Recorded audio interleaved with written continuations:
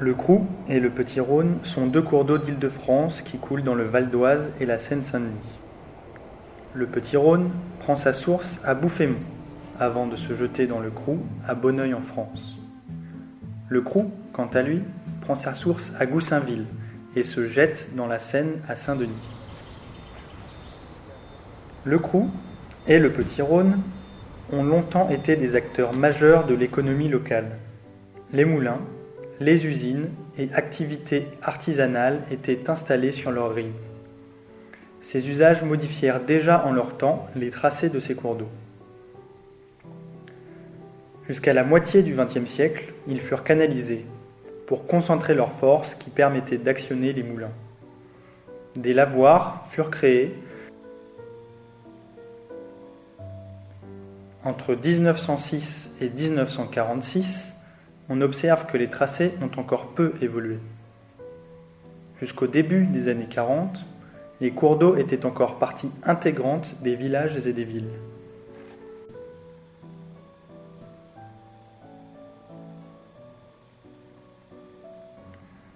Après la Seconde Guerre mondiale, les usages traditionnels des cours d'eau disparaissent.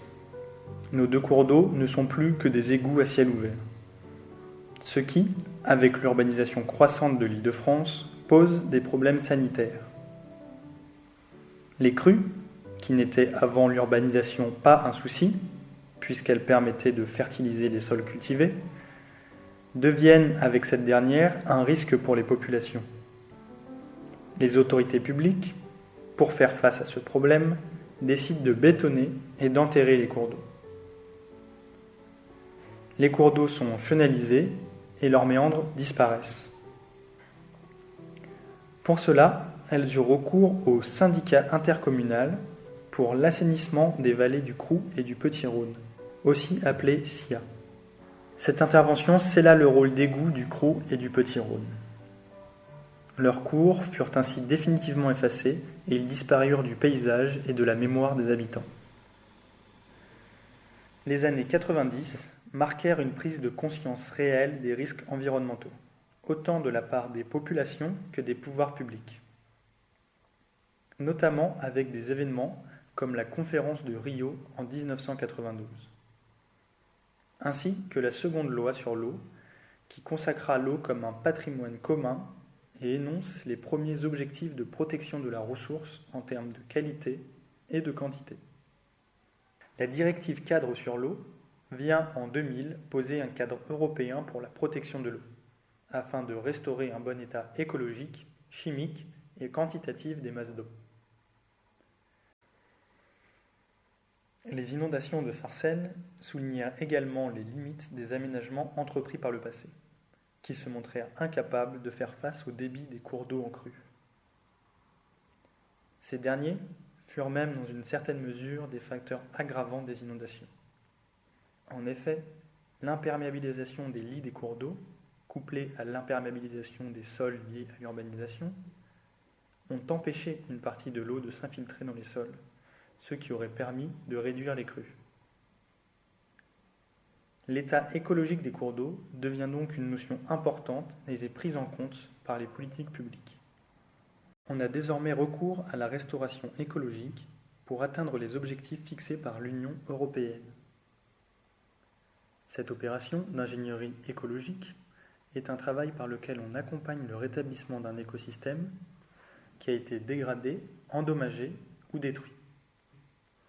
D'un point de vue écologique, il s'agit d'une action intentionnelle qui initie ou accélère le rétablissement d'un écosystème.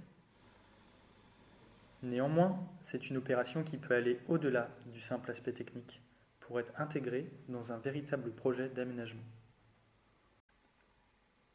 Aussi, un certain nombre de municipalités ont eu recours à la restauration écologique afin de procéder à une véritable requalification des cours d'eau pour répondre aux enjeux contemporains que sont la qualité des eaux, la réduction des risques d'inondation et les enjeux liés aux aménités. Les communes de Gonesse et de Sarcelles, toutes deux situées dans le Val d'Oise, ont choisi de revaloriser leurs cours d'eau. Bien que portant le même nom, les démarches adoptées par ces deux villes ne sont pas les mêmes.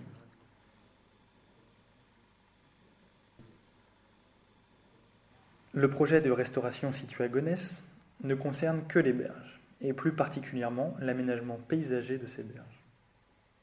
En effet, la commune de Gonesse a choisi de restaurer ce tronçon en raison du réaménagement du quartier. Construction de nouveaux immeubles de bon standing et d'un parc pour enfants. Le cours d'eau en lui-même n'est pas influencé par ce projet, son lit mineur et ses berges restent bétonnés et artificiels. La végétation plantée n'est pas représentative de la végétation rivulaire des cours d'eau de la région. En effet, les espèces floristiques, les espèces arbustives et les graminées choisies sont originaires de régions plus méridionales et plus souvent rencontrées dans les parcs urbains que sur les bords de cours d'eau.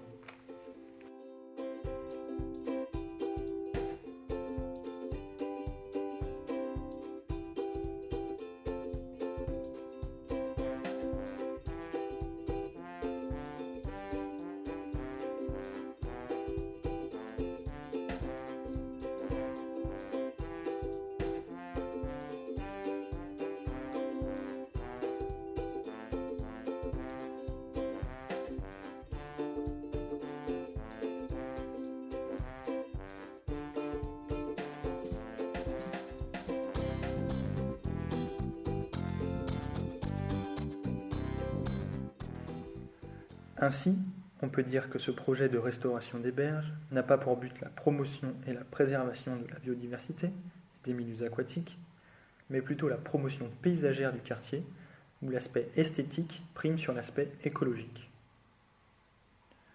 Le projet de Sarcelles, quant à lui, intègre une dimension écologique bien plus prépondérante. Il se trouve dans le bourg ancien de Sarcelles, qui est aujourd'hui le centre-ville. Il est donc situé dans un contexte très urbanisé.